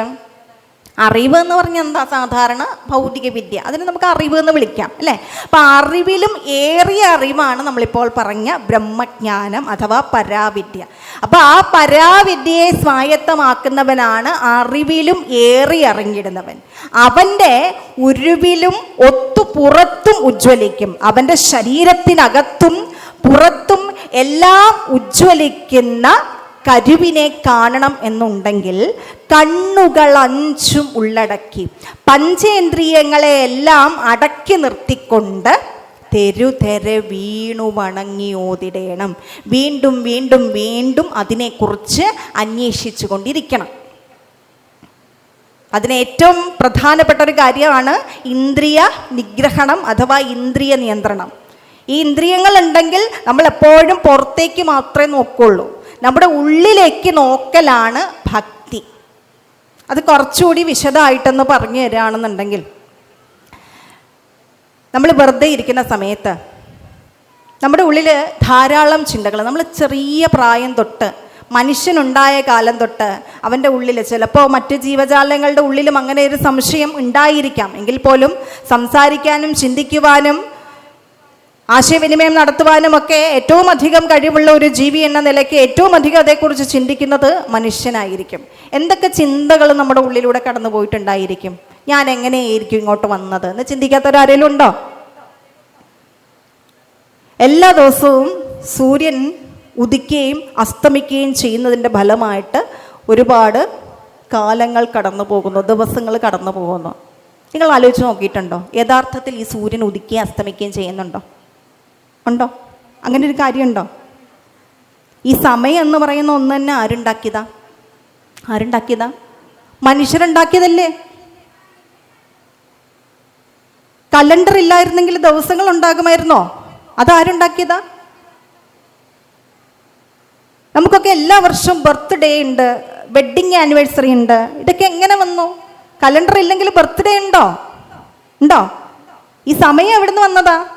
ഇംഗ്ലണ്ടില് ഒരു നക്ഷത്ര ബംഗ്ലാവിൻ്റെ അടുത്ത് ഇംഗ്ലണ്ടുകാർ അന്നൊരു ദിവസം അല്ലെങ്കിൽ ഒരു സ്ഥലം നിശ്ചയിച്ച് അതിനെങ്ങനെ രണ്ടായിട്ട് ഭാഗിച്ചു. അതിന് നമ്മൾ കൊടുത്തിരിക്കുന്ന പേര് ഗ്രീനിച്ച് രേഖ എന്നാണ്. അപ്പോൾ ഈ ഭൂമിക്ക് തന്നെ നമ്മൾ കുറച്ചധികം സാങ്കല്പിക രേഖകൾ 15 ഡിഗ്രി ഇടവിട്ട് ഗോളാകൃതിയിലുള്ള ഭൂമിക്ക് കൊടുത്തിട്ടുണ്ട് അല്ലേ? അക്ഷാംശ നേരെ വരയ്ക്കുന്ന രേഖകൾ നമ്മൾ എന്താ വിളിക്കുക? രേഖാംശ രേഖകൾ എന്ന് വിളിക്കും. ഇങ്ങനെ ഹൊറിസോണ്ടലായിട്ട് വരയ്ക്കുന്ന വരകളെ നമ്മൾ എന്താ വിളിക്കുക? അക്ഷാംശ രേഖകൾ എന്ന് വിളിക്കും. ഇതൊക്കെ ആരുണ്ടാക്കിയതാ? മനുഷ്യരുണ്ടാക്കിയതല്ലേ? അപ്പൊ ഈ രേഖാംശ രേഖകളെ അടിസ്ഥാനപ്പെടുത്തി മനുഷ്യൻ വരച്ച അല്ലെങ്കിൽ സാങ്കല്പികമായിട്ട് വരച്ച ഈ രേഖാംശ രേഖയിലെ ഏറ്റവും നടുക്കുള്ള രേഖയെന്നും മനുഷ്യൻ വിളിക്കുന്ന 0 ഡിഗ്രി രേഖാംശത്തെ നമ്മൾ വിളിക്കുന്ന പേരാണ് ഗ്രീനിച്ച് രേഖ. ഈ ഗ്രീനിച്ച് രേഖയുടെ കിഴക്കോട്ടുള്ള ഭാഗങ്ങളിലെല്ലാം ഈ ഗ്രീനിച്ച് രേഖയേക്കാൾ 1 മണിക്കൂർ സമയം കൂടുതലായിരിക്കും. അതായത് ഓരോ 15 ഡിഗ്രിയും കഴിയുമ്പോൾ 1 മണിക്കൂർ വീതം കൂടുതലായിരിക്കും. ഇതിന് പടിഞ്ഞാറോട്ടുള്ള ഭാഗത്തോ 1 മണിക്കൂർ വീതം കുറവായിരിക്കും. ഇതിൽ നിന്ന് 5.5 മണിക്കൂർ വ്യത്യാസത്തിലാണ് നമ്മുടെ ഇന്ത്യയിലെ സമയം.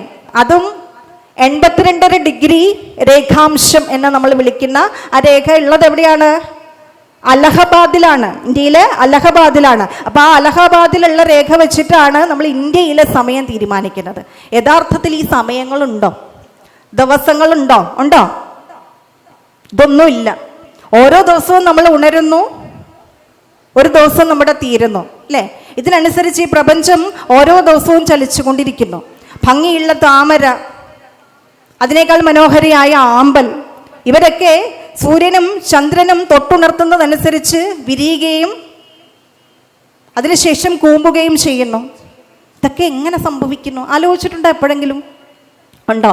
ഇതേക്കുറിച്ചൊക്കെ ഉള്ള ഉത്തരം കിട്ടണമെങ്കിൽ ഏത് ചോദ്യം നമ്മൾ ചോദിക്കണം? കോ അഹം കുതോ ജഗതി. ഈ പ്രപഞ്ചം എവിടുന്ന് വന്നു എന്ന് ചോദിക്കണം. ഞാൻ ആരാണെന്ന് ചോദിക്കണം. ഒരു ദിവസം 250 തവണ പറയുന്ന ഒരു വാക്കാണ് ഞാൻ. പറയാറില്ലേ? പറയാറില്ലാത്ത ആരെങ്കിലും ഉണ്ടോ അവിടെ? ഉണ്ടോ? എന്താണ് ഈ ഞാൻ? എപ്പോഴെങ്കിലും ആലോചിച്ചിട്ടുണ്ടോ? എൻ്റെ ശരീരത്തിൽ 2 കൈയുണ്ട്, 2 കാലുണ്ട്, 2 കണ്ണുണ്ട്, ഒരു മുഖമുണ്ട്, ഇതൊക്കെ എനിക്കുണ്ട്. ഇതിൽ എന്ത് സാധനത്തെയാണ് ഞാൻ എന്ന് വിളിക്കുന്നത്? എന്തിനാണ് വിളിക്കുന്നത്? ഇനി ആലോചിച്ച് നോക്കണം. ഗുരു ഈ ഞാനിനെ കണ്ടെത്താൻ, ആ ആദിമഹസിനെ കണ്ടെത്താൻ ഒരു മാർഗം പറഞ്ഞു തന്നിട്ടുണ്ട്. എന്താ? ഒന്നൊന്നായി എണ്ണി എണ്ണി തൊട്ടെണ്ണും പൊരുളൊടുങ്ങിയാൽ നിന്നിടും ദൃക്കുപോലുള്ള നിന്നിൽ അസ്പന്ദമാകണം. ഇങ്ങനല്ലേ പറഞ്ഞിരിക്കുന്നത്? ഒന്നൊന്നായിട്ട് തൊട്ടെണ്ണി എണ്ണി മാറ്റി നോക്കണം. എന്തിനെ മാറ്റി നോക്കണം? ദിവസവും നമ്മളിരുന്ന് പ്രാർത്ഥിക്കല, ഒന്നൊന്നായി എണ്ണി എണ്ണി തൊട്ടെണ്ണം പൊരുളൊടുങ്ങിയാൽ നിന്നിടും ദൃക്ക് പോലുള്ള നിന്നിൽ അസ്പന്ദമാകണം എന്നും പാടാറില്ലേ? ഇതെന്തായി പാടുന്നത്? എന്തിനെക്കുറിച്ചാണ് ഗുരു പറയുന്നത്? എന്തിനെ തൊട്ട് എണ്ണി എണ്ണി മാറ്റുന്ന കാര്യമായി പറഞ്ഞിരിക്കുന്നത്? ഓരോ വസ്തുക്കളെ അന്വേഷിക്കണം. അതാണ് വേദാന്തം. അഥവാ ഈ ബ്രഹ്മവിദ്യയിലേക്കുള്ള പോക്ക്, അനുസന്ധാനം എന്ന് പറയുന്നത് അതാണ്. ഈ തൊട്ട് എണ്ണി എണ്ണി മാറ്റി നോക്കലാണ്.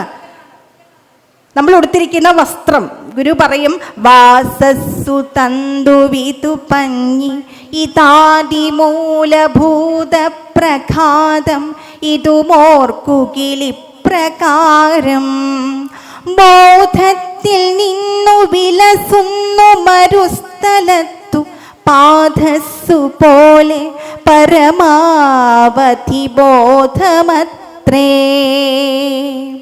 വാസസ്, നമ്മൾ ഉടുത്തിരിക്കുന്ന വസ്ത്രം ഇല്ലേ, വസ്ത്രം, വാസസ്, അതെന്തുകൊണ്ട് നിർമ്മിച്ചതാ?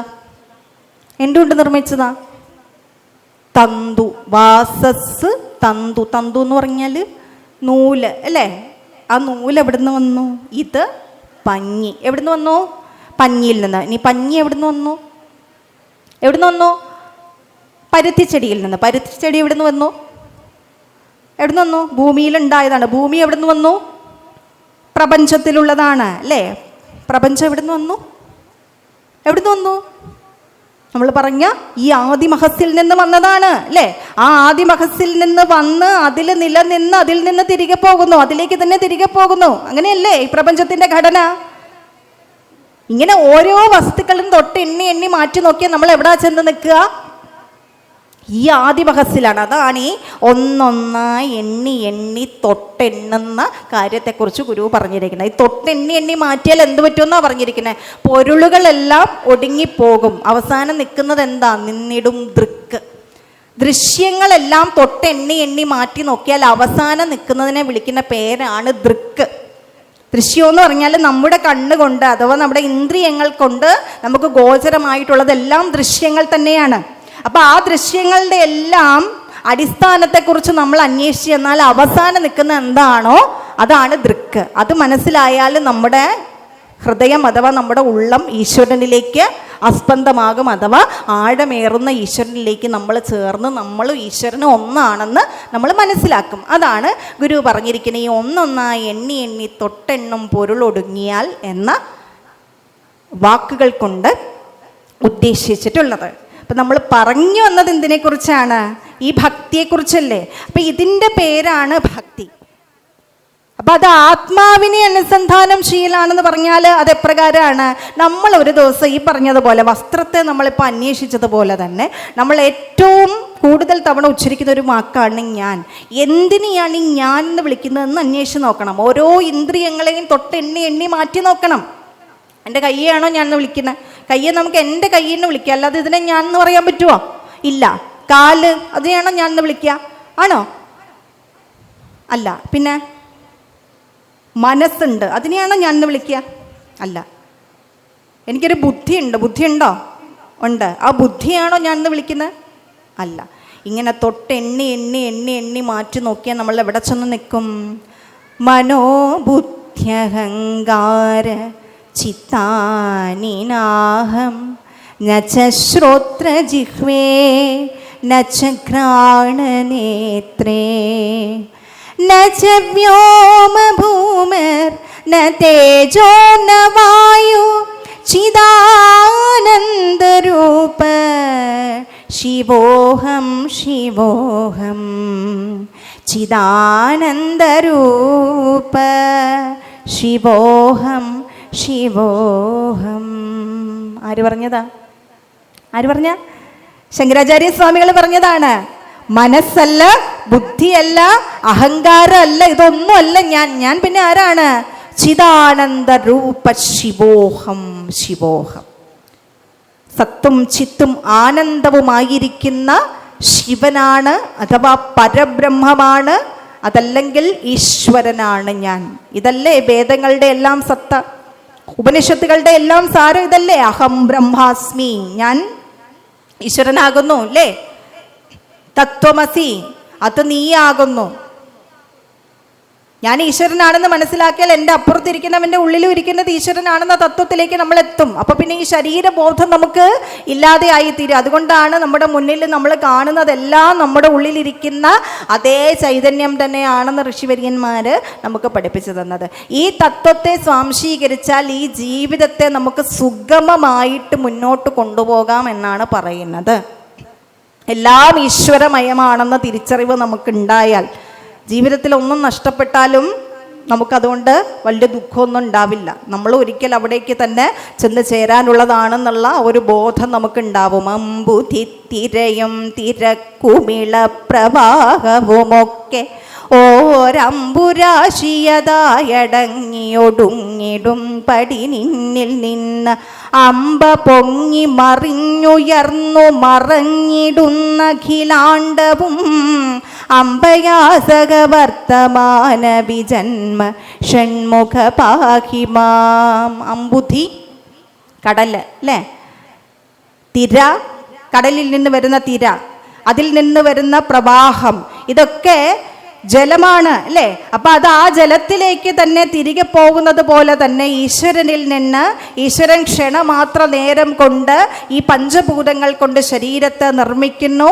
അതിനെ ആലോകന മാത്രേണ ഭരിക്കുന്ന അനുവേലം. ഗുരു വളരെ സിമ്പിളായിട്ട് നമ്മളോട് പറഞ്ഞു തരികയാണ്. തൻ്റെ കടക്കൻ നോട്ടം കൊണ്ട് ഇതിനെല്ലാം ഭരിക്കുന്നു, അതോടൊപ്പം തന്നെ തന്നിലേക്ക് തന്നെ തിരിച്ചെടുക്കുന്നു. അപ്പം ഈ പ്രപഞ്ചത്തിൻ്റെ ഈ ഒരു സാരം മനസ്സിലാക്കലാണ് ആത്മീയ വിദ്യ എന്നതുകൊണ്ട് ഉദ്ദേശിക്കുന്നത്. അപ്പം ഈ ഭൗതികമായ ചിന്തയോടും ഭൗതിക വിദ്യാഭ്യാസത്തോടും ഒപ്പം നമുക്ക് ഈ ആത്മീയ വിദ്യ കൂടി കരഗതമാക്കണം എന്നാണ് ശ്രീനാരായണ ഗുരുസ്വാമി തൃപ്പാദങ്ങൾ തൻ്റെ മൊഴിമുത്തുകളിൽ കൂടി നമുക്ക് പഠിപ്പിച്ച് തന്നിട്ടുള്ളത്.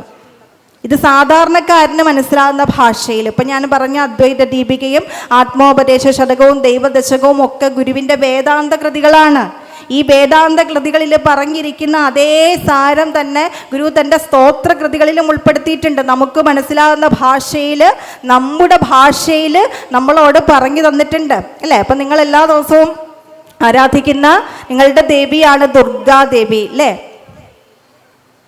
ഞാനിപ്പോൾ അവിടെ പോയി മനോഹരമായ ശാന്തസുന്ദരമായ ആത്മീയത നിറഞ്ഞു തുളുമ്പി നിൽക്കുന്ന ഒരു സവിധം.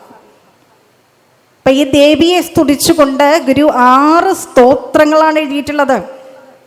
അപ്പം അതിൽ ദേവിയെ ഈ ഭാവത്തിൽ തന്നെ കണ്ടുകൊണ്ട് ഗുരു രചിച്ചൊരു കൃതിയുണ്ട്, മണ്ണന്തല ദേവീസ്തവം.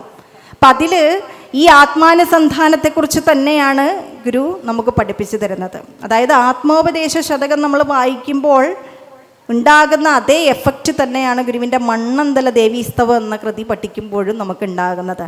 മണിക്കുട വിടുർത്തി മലർത്തൂവി മണമെല്ലാം കൃണിക്കപചിരിക്രിയ കഴിച്ചു ഘൃണിയാക്കി ഗുണിച്ചവകളൊക്കെയും ഒഴിഞ്ഞു ഗുണിയും പോയി ഗുണക്കടൽ കടന്നു വരുവാനരുൾ കത്തായേ.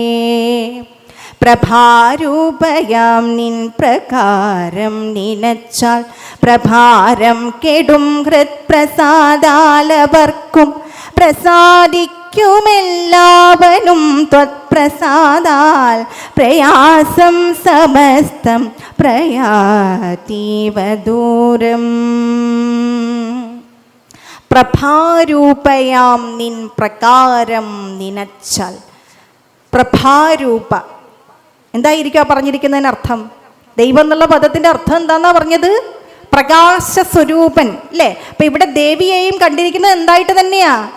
ഈ പരബ്രഹ്മമായിട്ട് തന്നെയാണ്, പരമ്പൊരുളായിട്ട് തന്നെയാണ്. സർവാശ്രയമിങ്ങും നിറയുന്നോൻ അഭിഭക്തർക്ക് ഇവ്വാറൊരു രൂപം ഭജനത്തിനു ധരിപ്പോൻ. ഗുരു പറഞ്ഞിരിക്കുകയാണ്. എന്തിനാണ് ശ്രീനാരായണ ഗുരുസ്വാമി തൃപ്പാദങ്ങൾ ഇത്രയധികം ക്ഷേത്ര പ്രതിഷ്ഠകൾ നടത്തിയത്? അല്ലെങ്കിൽ ഭാരതത്തിൻ്റെ ആധ്യാത്മിക ശാസ്ത്രത്തിൽ എന്തിനാണ് ഇങ്ങനെ സഗുണ ആരാധനയ്ക്ക് പ്രാധാന്യം കൊടുത്തത്?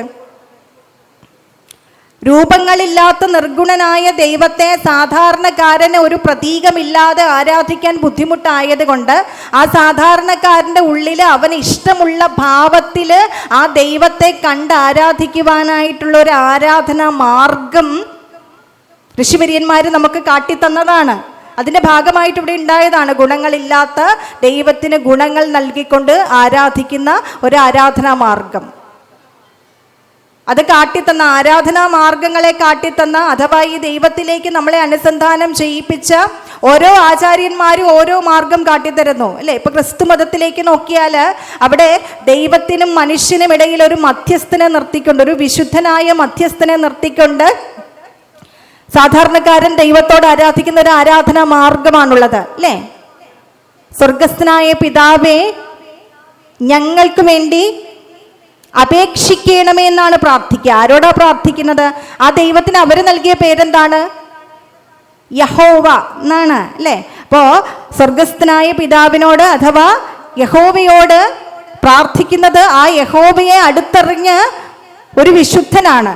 ആ വിശുദ്ധന് മാത്രമേ സാധാരണക്കാരൻ്റെ കാര്യങ്ങൾ യഹോവയോട് പറയാൻ പറ്റൂ എന്നുള്ളൊരു സങ്കല്പമാണ് ഇവിടെ ഉള്ളത്. അപ്പോൾ അതുകൊണ്ടാണ് പരിശുദ്ധനായ കർത്താവെ ഞങ്ങൾക്ക് വേണ്ടി അപേക്ഷിക്കണമേ എന്ന് പ്രാർത്ഥിക്കുന്നത്. അവിടെ ക്രിസ്തുദേവൻ ആരാണ്?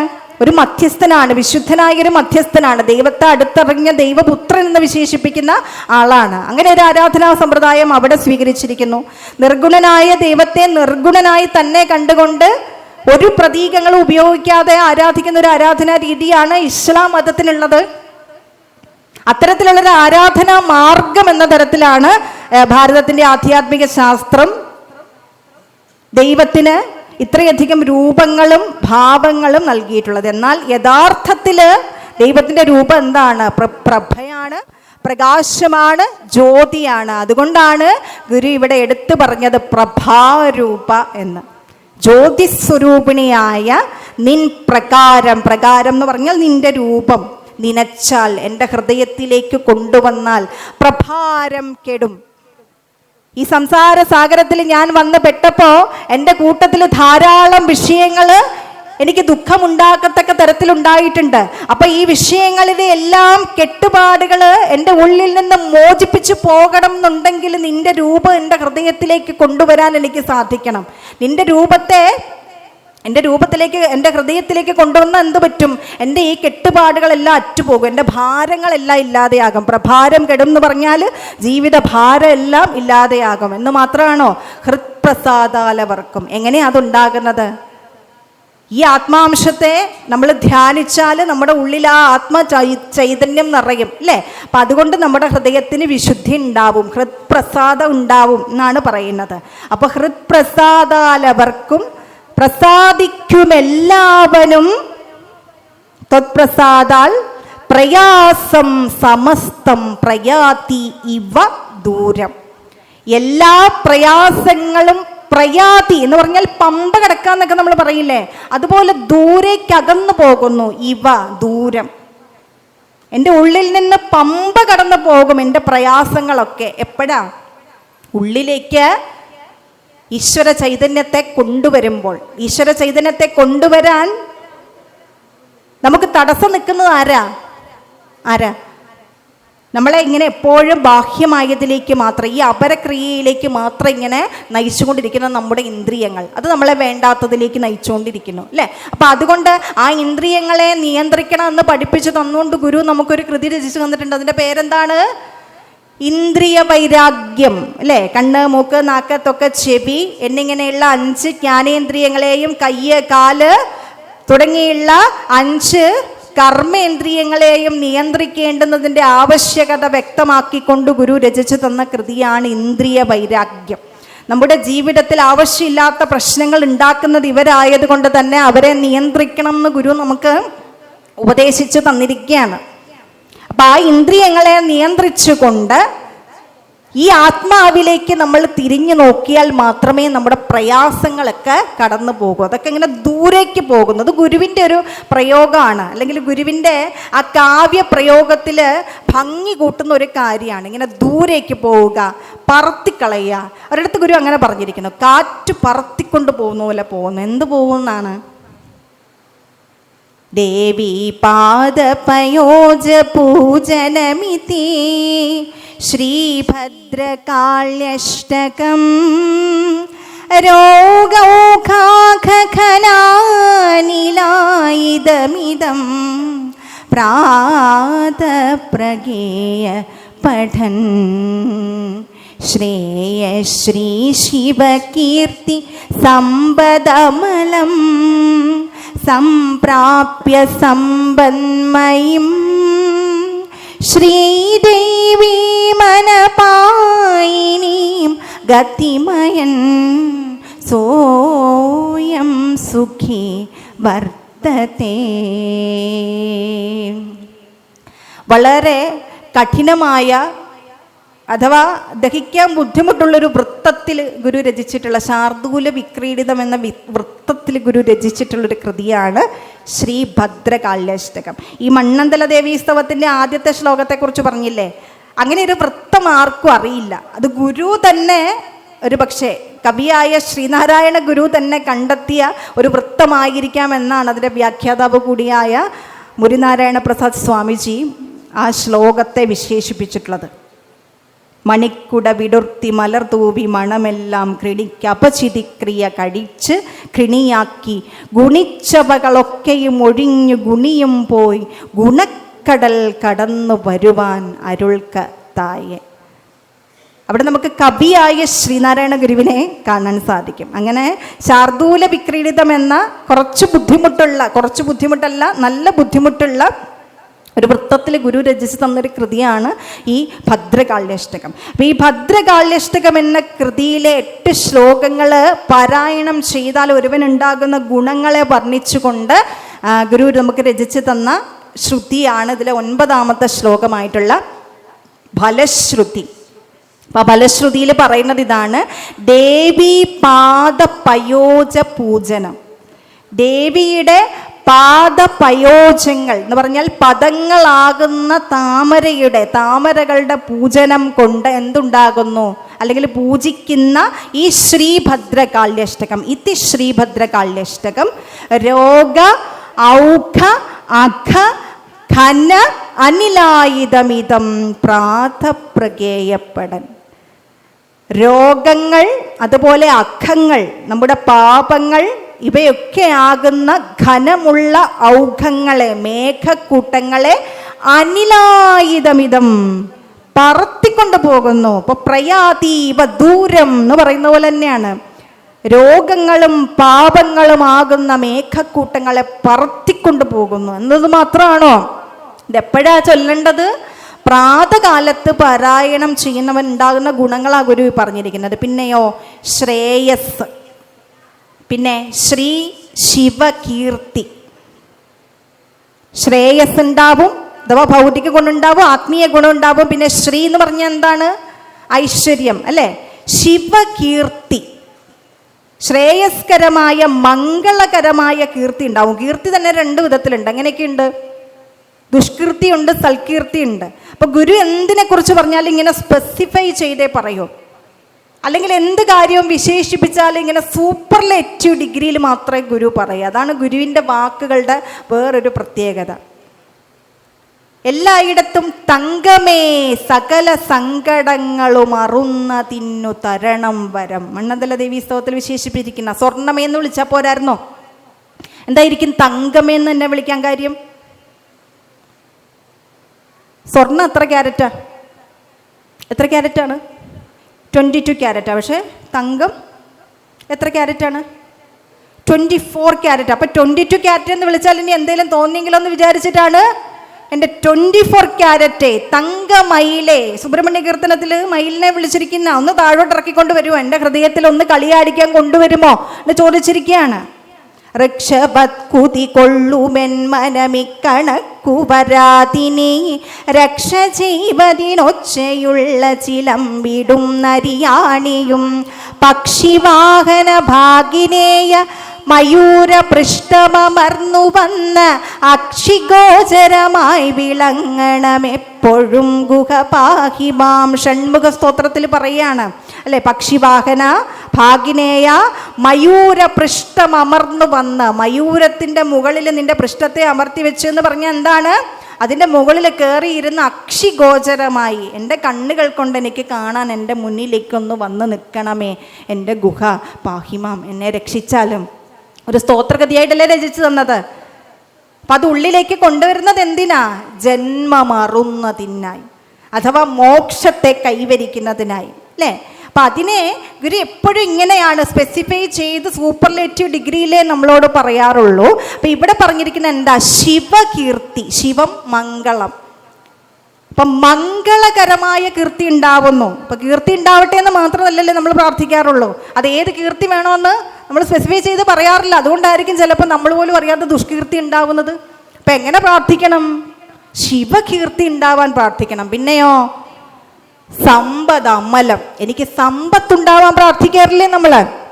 ആ സമ്പത്തും 2 മാർഗത്തിൽ ഉണ്ടാക്കാം. എങ്ങനെയൊക്കെ? നല്ല മാർഗത്തിലൂടെ ഉണ്ടാക്കാം, അതുപോലെ വളഞ്ഞ വഴിയിലൂടെ ഉണ്ടാക്കാം. ഇതിലേത് സമ്പത്താണ് നമുക്ക് വേണ്ടത്? സന്മാർഗത്തിലൂടെ ഉണ്ടാക്കിയ സമ്പത്തല്ലേ. അപ്പൊ അതുകൊണ്ടാ പറഞ്ഞത് സമ്പത് അമലം, കളങ്കമില്ലാത്ത അമലമായ സമ്പത്തുണ്ടാവുന്നു. അത് വേണ്ടേ നമുക്ക് ലഭിക്കാൻ.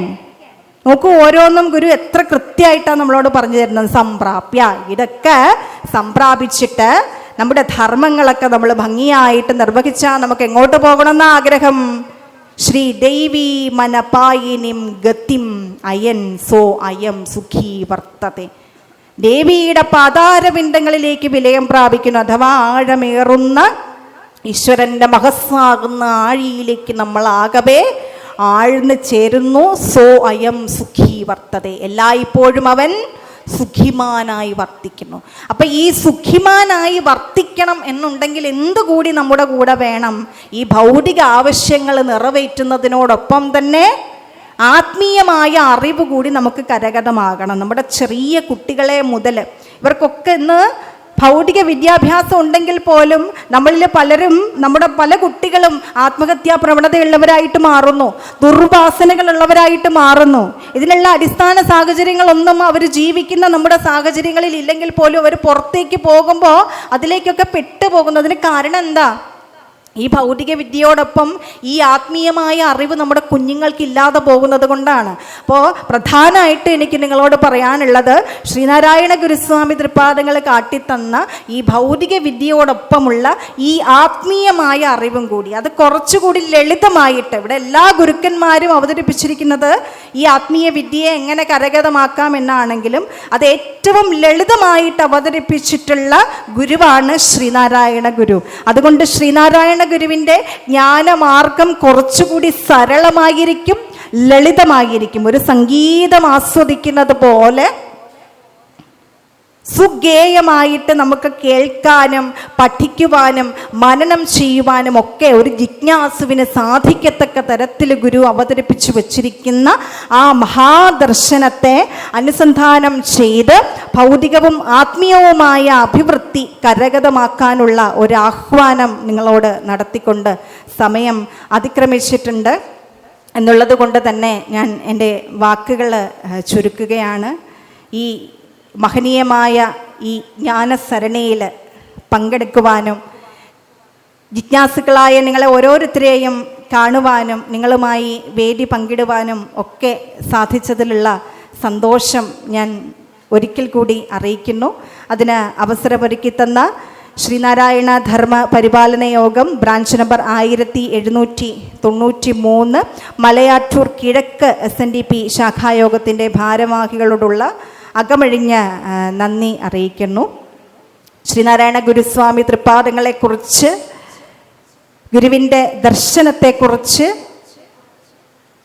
ഗുരുവിൻ്റെ ജ്ഞാനത്തെക്കുറിച്ച്, ഗുരുവിൻ്റെ മഹിമാവിനെക്കുറിച്ച് ഒക്കെ വളരെ സരളമായി ലളിതമായി അവിടുത്തെ ഷഷ്ടിപൂർത്തി വേളയിൽ 1916 ശ്രീനാരായണ ഗുരുസ്വാമിയുടെ ഷഷ്ടിപൂർത്തി ആഘോഷിച്ചത്. ആ ഷഷ്ടിപൂർത്തി വേളയിൽ ഗുരുവിൻ്റെ ഗൃഹസ്ഥ ശിഷ്യനും മഹാകവിയുമായ മഹാകവി N. കുമാരനാശാൻ ഗുരുവിന് മംഗളപത്രമായി നൽകിയ ഗുരുസ്തവം എന്ന തലക്കെട്ടോടു കൂടി ഇന്ന് നമ്മുടെ പുസ്തകങ്ങളിലൊക്കെ നമ്മൾ കാണുന്ന, അത് ആശാൻ്റെ വനമാല എന്ന കൃതിക്കുള്ളിൽ ഗുരു എന്ന തലക്കെട്ടിലാണ് കാണുന്നത്. ആശാൻ ഇത് ഗുരുവിനെ സമർപ്പിച്ചപ്പോൾ അതിലെഴുതിയിരുന്നത് സമാജസ്തുതി എന്ന തലക്കെട്ടായിരുന്നു എന്ന് ചരിത്രത്തിൽ നോക്കുമ്പോൾ കാണാൻ സാധിക്കുന്നു. ആ സമാജസ്തുതി അഥവാ ഗുരു എന്ന കവിത അഥവാ ഗുരുസ്തവം എന്ന ആ പ്രാർത്ഥന ആലപിച്ചുകൊണ്ട് നമ്മുടെ ഇന്നത്തെ ദിവസം അവസാനിപ്പിക്കാം എന്ന് വിചാരിക്കുകയാണ്. അപ്പം എല്ലാവരും ഒന്ന് നിവർന്നിരിക്കുക, കണ്ണുകളടയ്ക്കുക. എല്ലാവരുടെയും മനസ്സിൽ ഗുരു എന്ന് പറയുമ്പോൾ ഓരോ മുഖം തെളിഞ്ഞു വരുമായിരിക്കും. കാരണം ഗുരുക്കന്മാരുടെ നാടാണ് ഈ ഭാരതം.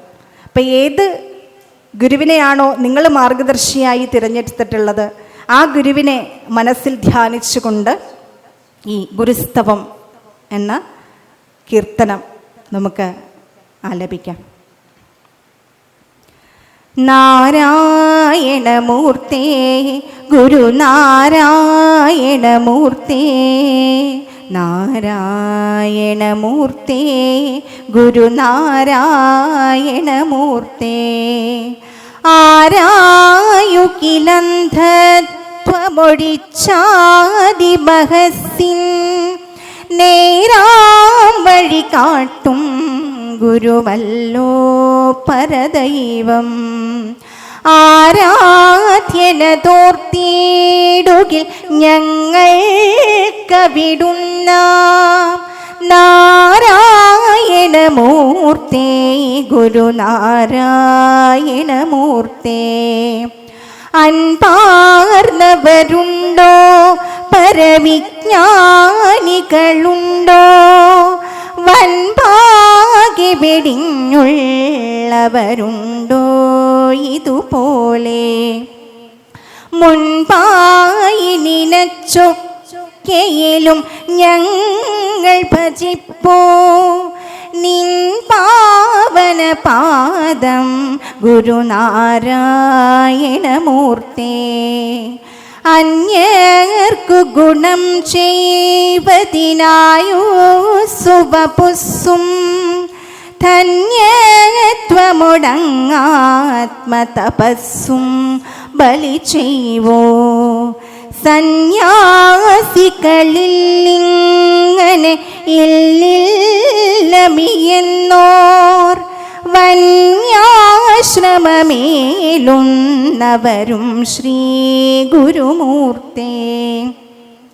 വാദങ്ങൾ ചെവിക്കൊണ്ടു മതപ്പോരുകൾ കണ്ടും മോദസ്ഥിരനായങ്ങു വസിപ്പൂ മല പോലെ.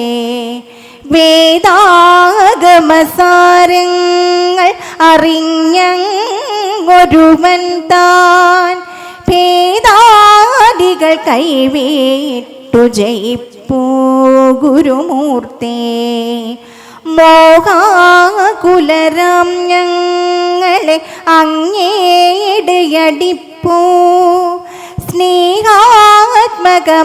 പാശമതിൽ കെട്ടിയിഴപ്പോ. ആഹാ ബഹുലക്ഷം ജനം അങ്ങേ തിരുനാമ വ്യാഹാരബലത്താൽ വിജയിപ്പൂ ഗുരുമൂർത്തേ. അങ്ങേ തിരുവുള്ളൂറിയൊരൻപിൻ വിനിയോഗം ഞങ്ങൾക്കു ശുഭം ചേർത്തിടും ഈ ഞങ്ങളുടെ യോഗം.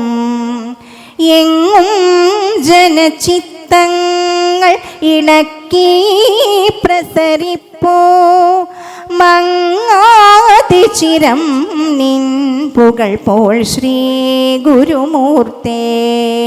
നാരായണമൂർത്തേ ഗുരുനാരായണമൂർത്തേ. നാരായണമൂർത്തേ ഗുരുനാരായണമൂർത്തേ. നാരായണമൂർത്തേ ഗുരുനാരായണമൂർത്തേ. നാരായണമൂർത്തേ പരമാചാര്യ നമസ്തേ.